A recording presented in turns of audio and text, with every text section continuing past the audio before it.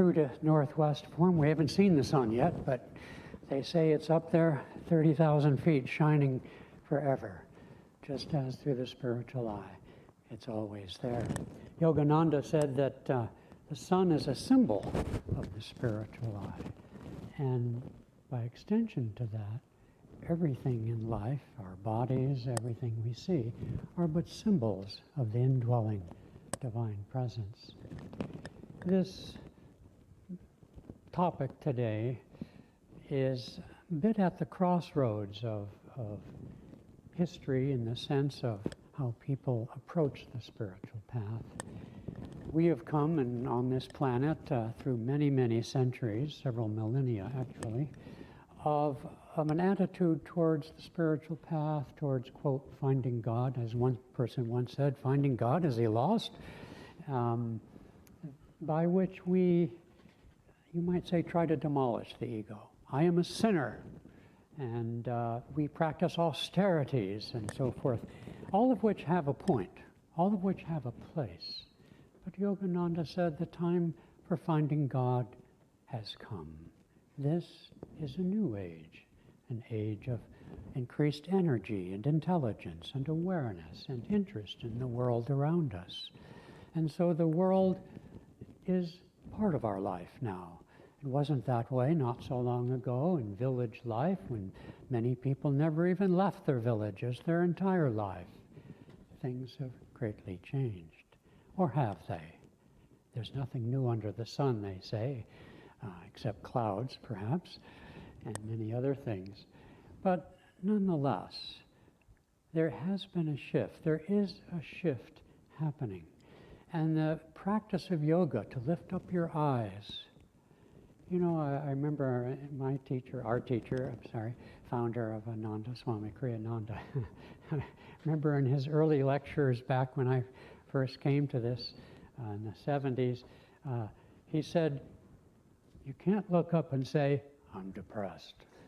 It doesn't work, okay? If you're depressed, you know, you're on a couch or you're slumped over or you're looking down or mumbling to yourself and so forth.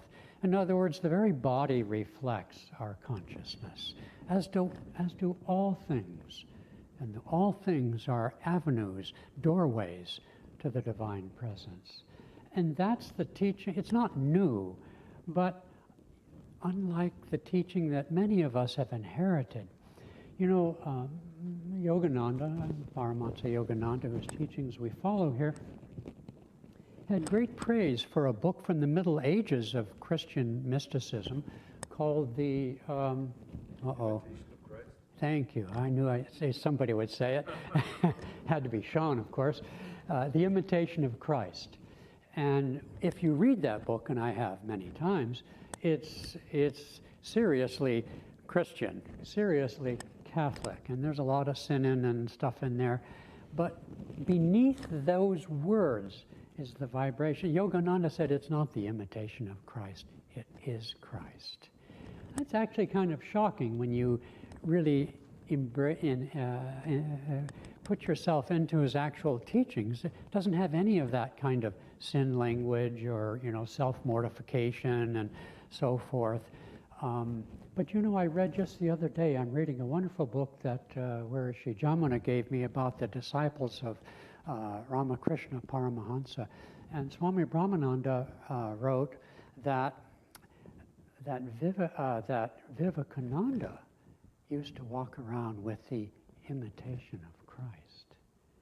Astonishing, really. If you go, I don't necessarily recommend it. Most of you don't have the samskaras that people like me have with, you know, the Christian Catholic thing, where you whip yourself and stuff like that. I stopped doing that just last year. But so I'm not saying I recommend it. You have to really be, well, pretty deeply on the path, I would say, to really, but it's not necessary. Yogananda's wonderful teachings and Swamiji writings don't require that. But my point is this, and Yogananda was, with respect to his close disciples, not with respect to his, you know, thousands of people who came to his lectures, and he was very upbeat. In fact, so upbeat that many other people from India and so forth sort of rolled their eyes, as we say nowadays, at his audacity, which, by the way, reminds me of a joke. Oh, that's not Padma. Padma's not here today. She wasn't feeling well, so Rick stepped in. Thank you, Rick. And so I have this book of Jewish jokes. My wife is Jewish, okay, so I can tell Jewish jokes and get away with it. But the truth is, most jokes could be put into any context. So there's an old Jewish woman, and some years ago when people rode buses and stuff, and she comes up to the bus, and the door opens, and she comes up, and she doesn't have enough money. Remember when anybody here ever ride a bus where you put money in the little... Right, okay, me too. And our bus driver in Pacific Grove was Mr. Bertolucci, big Italian guy. Anyway, so she puts the money in the little thing, and the guy says, "That's not enough money." And she says, "If you only knew what I had, you would let me on." And he says, "Okay, lady, come on." And she steps into the bus, and it's packed, just like it is in India, right, where the buses are still packed. And she looks at everybody, and look, if you only knew what I had, you'd let me through. And so, okay, everybody passes, and she goes to the back. And then in the back row, it's all filled with people, right, sitting, no seats. And she looked at him, "If you only knew what I had, you'd give me a seat." So people pop up, she gets a seat. And she sits down, and the bus is going along, and the lady next to her says, "What do you have?" Just chutzpah. Audacity. And so much of what Yogananda shared with us speaks of that audacity. And if anybody had audacity, remember that beautiful story he tells on one of the CDs with his voice, where he met a very famous actor during, Yogananda would travel on trains back in the 20s and 30s cross-country frequently. And so he was opposite some actor who may be famous, but not to me. I can't think of the name right now, but the actor saw this guy with this long hair and, his robes, and was just scowling at him, "You heathen," or whatever. And so Yogananda looked at him and said, "Why are you staring at me? None of your business." And then he goes on like this, and he says, "Well, of course it's my business. I have to look at your face." And so he says, "Well, everybody's a little bit crazy, but we hang out with people who are crazy like us. And so we don't see our own craziness. So I'll explain to you my craziness, and you explain to me your craziness." He was a Hollywood actor. "And we'll see, and if you win, I'll become what you are, and if I win, you become what I am." And so Yogananda concludes the story by saying, "I didn't have to become an actor." So, here we are. We have this teaching, which is wonderful, which is that God is always with us. God is as much with us as God can ever be. And Yogananda, and again on one of those CDs with his voice, tells this beautiful story of St. Anthony of the Desert, whose life is chronicled in The Saints That Moved the World, right? And I highly recommend Yogananda. This book, it's Christian saints, but these were yogis. And St. Anthony, if you know anything about him, many of you I see do. Nonetheless, he was out in the day. He was he was the first among the first so-called desert fathers. Early Christianity was very yogic-like, was very inward, and so forth. Yogananda says in his autobiography that Jesus Christ and his close disciples practiced Kriya Yoga, or something similar to it. And so in the desert, then Anthony was assailed by demons, whatever, you can think what you want about that. But anyway, he had a very difficult, deep, prayerful life. And finally, at one point, the tomb, he would meditate in this tomb. This place where he was starting to fall apart, and the demons were after him, were trying to kill him, and so on and so forth. And then finally, Christ appears, and it's all light. And these saints and masters, they have a good sense of humor. And so Anthony asks Jesus, Well, like, where were you when I needed you? and Jesus, with wagging his finger, as it were, said, Anthony, I was always with you. But that's the truth, and that's the affirmation of our path. Look up unto the hills. And I remember in Kriyananda's early lectures that I heard that he would encourage people to develop the habit to live more at the point between the eyebrows. I often used to say back in the years when I did classes more regularly to students, when I taught meditation classes, I'd say, if you can't remember anything, if you can't even do anything, remember this: live more at the spiritual eye. Now, it's very simple, but not easy to do and not easy to remember.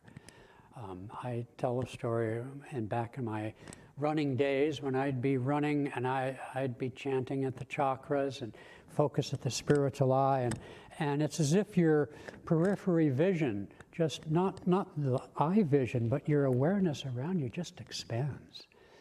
And you know, whenever you're in trouble, whenever you're emotionally upset, if you can remember to stop. You know, when you do this, you can just try it anytime. The brain stops. All that restless garbage that's going through your mind like radio static just stops. Be still and know that I am, as it says in the Old Testament. Speaking of the Old Testament, where's Shakti? Are you here? Oh, she's downstairs with the kids. Shakti reprimanded me, as she does from time to time, that I had made some disparaging remark about the Old Testament. You know, all that violence and all those weird things. And then after she said this, some weeks later I thought, you know, it's no different than the Mahabharata. Talk about weird things and talk about violence. It doesn't get worse than that. And yet there's a deep lesson. So I've been rereading parts of the Old Testament and seeing what a deep lessons are involved there. You know, the prophets are basically like our own conscience, okay? And of course, you know, it's all about judgment and sin. I get that. That's a way of expressing things. But if you dig a little deeper, you realize that our conscience, our soul, our spirit, our guru, he says, and I will weep with you when you weep perchance. And I will speak to you through my whispers from eternity, which we read every Sunday. And so, you know, the inevitable, the constant failing of those poor old Israelites and worshiping those pagan gods and all that stuff. Who are the pagan gods? It's not what we think. It's materialism. It's egoism. It's selfishness. It's restlessness. It's indifference. That's what the pagan gods are. Do we not have pagan gods in this society? Do you and I not worship pagan gods of comfort, indifference, selfishness? You see? And so when you dig a little deeper, you see the truths that pervade all true expressions of the eternal truth, the Sanatan Dharma, and all the great saints and masters as well. And at the same time, I think the last couple of Sunday's readings one was How Do Devotees Fall, and last week I think it was How Do Devotees Rise. Well, let's rise and shine. And in other words, the falling and rising take place in time and space. But in the stillness within, there's no time, there is no space. It is only the eternal now, which is the subject of today. And so there's a both and reality. I wanted to, one story that I stumbled upon recently, actually reading that book about Ramakrishna's devotees, was a story, not from there, but it was a story of Uddhava, Krishna's boyhood friend, his best friend, so to speak. And Krishna says to Uddhava, I can give you visions, but you're still going to have to go to the Himalaya and meditate. In other words, you can have, and we all have had, I believe, I'm sure, some kind of upliftment, some spiritual blessings. I've recounted in past talks over the years the one that probably, I would say, changed my life. As an altar boy, Catholic altar boy at a nunnery, I would go every week, take my turn and pedal on my bicycle in Pacific Grove and go to this cloistered nun thing, or whatever they did, and I would serve the Mass. You know, the priest would come and so forth. And it faced east, ha ha ha ha, guess what? They knew more than they thought. Faced east with these stained glass windows. And I'd go there at like 6 in the morning. Anyway, the sun was rising through this, and I was just engulfed in, I don't know how old I was. What are altar boys, 8, 9, 10 or something? And I was just stunned. I was so uplifted, I forgot what the priest turned back over, like that. Oh, I was supposed to ring a bell or do something, I don't remember. And, but it stuck with me all these years. There was some transformative sort of blessing. And so it is that we are taught in the path of pranayama, the path of kriya. We are taught about the different aspects of the astral body, the chakras, the spiritual eye, the sound of Om, which Patanjali says is the living presence of God. The other transforming aspect, not the other as if there were two, but another transforming aspect of my life when I first read the autobiography of a yogi was when I read in the chapter on an experience in cosmic consciousness, when at the end he had this mind-blowing, acid trip, so to speak. At least that's how I related it back then. And then he says to Sri Yukteswar, his guru, he says, well, when will I find God? Sri Yukteswar starts laughing, you fool. What do you think God is? And some guy on a antiseptic throne, or on a throne in some corner of space, and he said, God is the joy of meditation. And the subtle guidance that you receive when you speak and think and act and feel. That when I realized, because being raised, as most people are on this planet, in traditional forms where, God is other, somewhere else, right? And for many of us, he's there to strike us down and go to hell and all that kind of stuff. It wasn't just the words, it was the feeling. It was the vibration of the knowing that bubble of joy, like when we sang that chant, I am the bubble, make me some sea, right? Yeah. It was that knowing that the truth of that is what we seek. And yet it's a both and. In other words, you got to do the work, all right? And it's hard work, isn't it, to meditate? I keep threatening my fellow leaders in Ananda's worldwide work that I'm going to create a survey that goes out worldwide to all of our members and people and ask them anonymously, that's the word, I guess, to tell us how much you meditate and how deeply. And everybody laughs when I bring that up because, it's hard, right?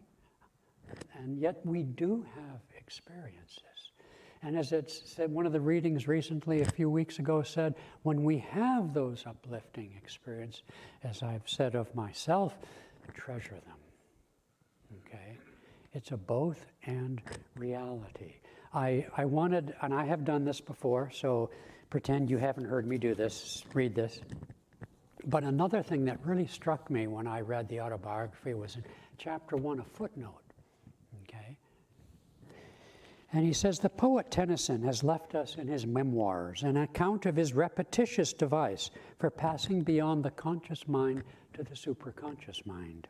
And this is a quote in his memoirs, a kind of waking trance, for this, for lack of a better word, I have had frequently, quite up from boyhood, when I have been all alone, Tennyson wrote.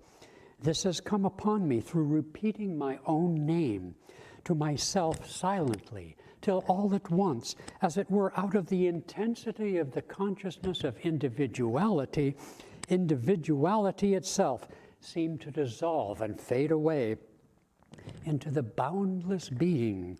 And this not a confused state, but the clearest, the surest of the most sure, utterly beyond words, where death was an almost imaginable impossibility, the loss of personality, if so it were, seeming no extinction, but the only true life. He wrote further, it is no nebulous ecstasy, but a state of transcendent wonder, associated with absolute clearness of mind. I bet many of us here in our childhood have had such experiences. Gazing at a flower, Yogananda, when he was a child, would sit on the grass and look at the dewdrop and just as if enter that transcendent state. We should aspire moment to moment to do that, but never imagine, as too many people do, because I field letters from all over I'm one of the correspondents on Ananda. Most of the letters come from India, where having experiences is just sort of part of the DNA, if you will. And I typically remind students when they talk about chakras and all sorts of stuff that, you know, as Yogananda said, the spiritual path is not a circus, okay?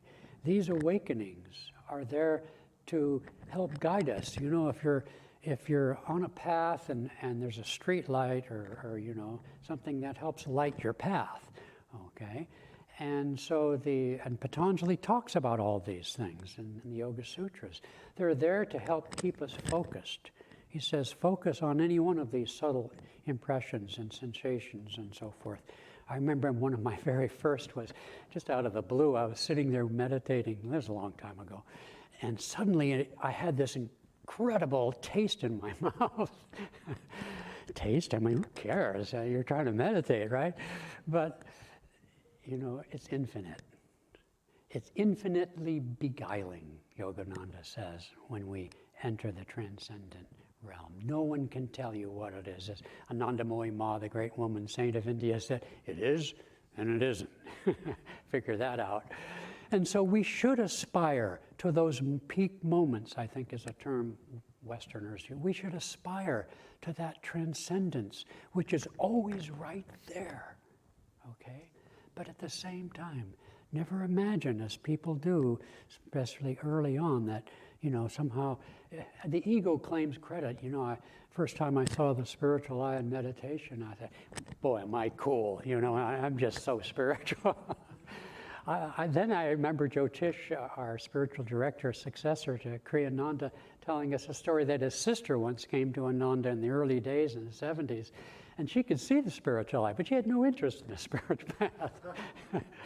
Because these are things these are realities that simply exist.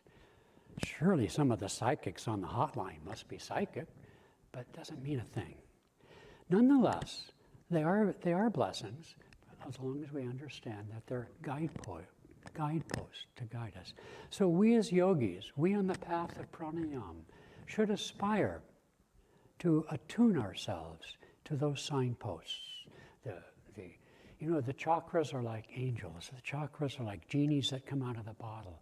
And when we energize those chakras, they can guide us. Whether or not we have any of the manifestations is not important. As I've often said, it's like taking an aspirin. You don't know what it's doing, but if your headache goes away, it goes away. So a certain amount of faith is always essential to the spiritual. We should aspire to those transcendent states. At the same time, we should also do the work of service, of devotion, of unselfishness, of giving. All of these things on the path. Yoga has not replaced the yamas and the niyamas. Yoga has not replaced the hard work that must be done to soften the ego and finally dissolve the ego in that transcendent light. So, blessings to all of us in this summer season of high energy and light.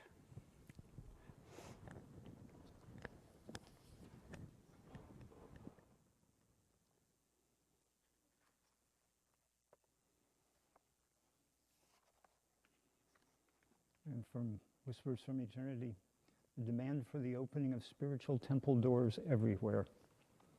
O Father, when I was blind, I found not a door which led to thee, but now that thou hast opened my eyes, I find doors everywhere, through the hearts of flowers, through the voice of friendship, through sweet memories of all lovely experiences.